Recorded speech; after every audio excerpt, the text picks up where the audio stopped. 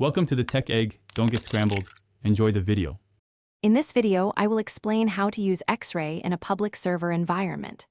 First, understand that Xray is a versatile toolkit for building custom proxy protocols, offering robust security and flexibility. It allows you to manage network traffic efficiently, providing a secure tunnel for your data.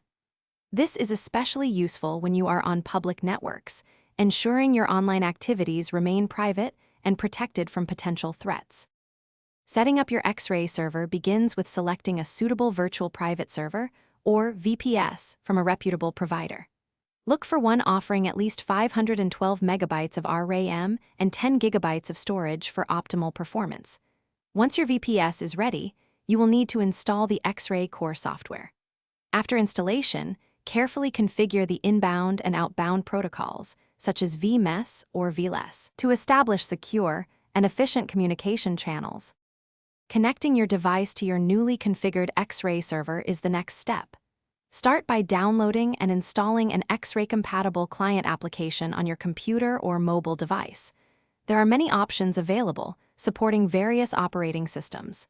Next, import the server configuration details, which typically include the server address, port, and user ID, into your client application. Finally, activate the connection within the client to begin routing your internet traffic securely through your Xray server. To ensure your Xray setup remains robust and efficient, follow a few best practices. Always keep your Xray core and client applications updated to their latest versions.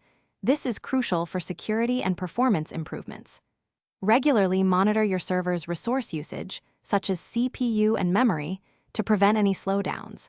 If you encounter any issues or wish to explore advanced configurations, the Xray community forums are an excellent resource for support and shared knowledge. Thanks for watching. Consider subscribing if I helped unscramble your problems.